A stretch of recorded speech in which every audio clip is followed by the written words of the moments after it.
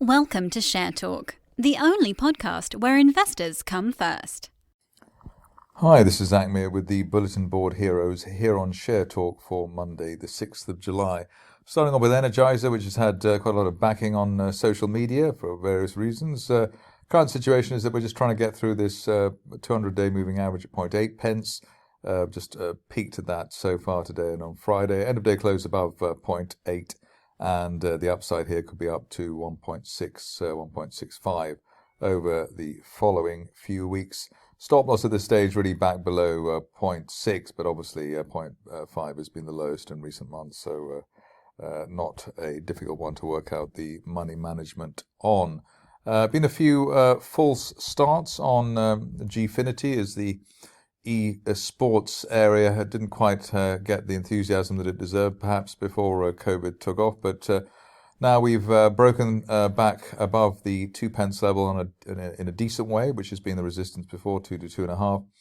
End of day or end of week close above the 200-day moving average of 2.47 should be enough to finally take the shares up to the top of that rising February trend channel, approaching 5 pence over the following month to 6 weeks. Stop loss at this stage back below the 50-day line, 1.66 pence. I doubt if it'll go back below 2 pence if this is a genuine move to the upside, with a little golden cross there between the 20 and 50-day moving averages, which helps inspire confidence. I don't think I've looked at Longboat Energy. I should have previously, but broken this line of resistance there from January around 82 pence. And while we're above that, looking for a top of December price channel target as high as £1 at 25 pence plus, and time frame on that the next, 4 to 6 weeks at the most on that situation. Also got a golden cross there between the near-term moving averages, which is a plus point.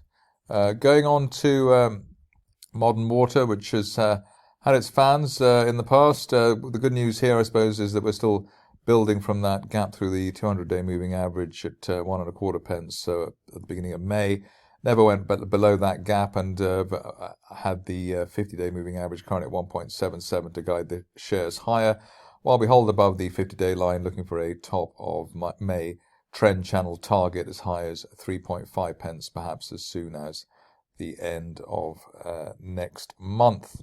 Plutus Power Gen is the next contender. Here you can see that got the shares pushing higher, or gapping higher, in fact, I think above the 50-day moving average is one of our favourite buy signals. In fact, an end-of-day close above the rising 50-day line is a buy signal. So we had one of those on Friday, and the gap higher today. So double fun for the bulls at the moment. Rising trend channel that you can draw through the 50-day line, and then the top of the channel heading towards 0.16, which is the big target there over the next couple of months, one would hope and assume, and that's valid while we hold above 0.05 pence. Stock for the shorting conspiracy is next. Comes in the form of Powerhouse Energy, and a very strong chart here, especially since I suppose way back in February really, but we've had this sort of step higher, particularly step higher price action, particularly since April, where you have a rise, then a sideways move, then another rise, sideways move, etc., etc. Went a bit choppy the early part of last month, but again, we're going back, reverting to that ultra strong price action of a move higher, sideways, and then up. We had a previous target here of 5.5 pence, which is the top of the rising trend channel from April. The target after that, which could very well be hit over the next couple of months, is 8 pence, which is the top of a rising January trend channel. Stop loss at this stage back below, probably wouldn't even see the shares below 3.4, which is the floor of that channel from April, just below the 20-day moving average at 3.5. So looking pretty set fair on Powerhouse Energy. Stock which is I suppose ready for people who like high octane situations, but just wanted to point this out, Sealand Capital, just in the sense that at the moment we have a notional stop loss there, I suppose, on the whole bull argument, or the buy argument of 1.4 pence, which is the 20-day line. Still haven't filled that gap there from the middle of last month, which is a positive as well, put in a higher low. So that's a sort of rocket launcher formation that I mention now and again. Ideally, there's an end-of-day close today back above the neckline resistance, initial July resistance at 2.4 pence. So just watch out for that.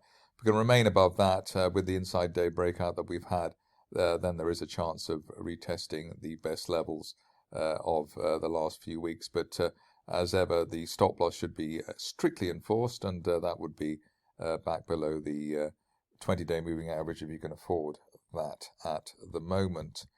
Next stock, relatively obscure, but looking interesting in terms of the latest price action. ULS Technology, broken that downtrend line from the middle of last month around the 48 pence level, and also broken above the 200-day moving average at 51 pence. End of day close, end of week close this week above that 51 pence area, and we're looking at a best case scenario of the next 2 to 3 months of the shares hitting the top of a rising January trend channel as high as 85 pence, which would be quite pleasant given the time it's taken for the shares to rehabilitate themselves from the March floor. Seems to be chatter everywhere about Vast Resources. Probably the chatter is rather stronger than the price action so far, in the sense that we haven't quite broken out. But the positives here at the moment are the way we've got a rising 200-day moving average and a nice little bull flag there above the 20-day average at 0.21 pence. Easiest thing here really is to wait for an end-of-day close above that resistance line from February, which is at 0.26 pence. End of day or a weekly close above that should finally give the bulls what they're praying for and telling us that's going to happen any day now, which is a move towards the top of that November trend channel at 0.47 pence over the following month to 6 weeks. Finishing off with a stock which I've been asked about in terms of whether it has any bullish credentials or not, or enough to warrant getting into the stock. We have actually broken for Xeros Technology that line of resistance from the beginning of last month. We did that on Thursday, or just above 1.1 pence. Current view is that while we're above 1.1, looking for a best case scenario target as high as the top of that rising trend channel from March at 2 pence. Ideally, we get an end-of-day close well above that 34-day moving average at 1.3 pence, or at least an end-of-day close above Friday's high, just around current levels, just to prove the stock's bullish credentials. That's it from me today. More updates tomorrow. Thank you for listening. Remember to visit our website for more news and other podcasts at www.share-talk.com.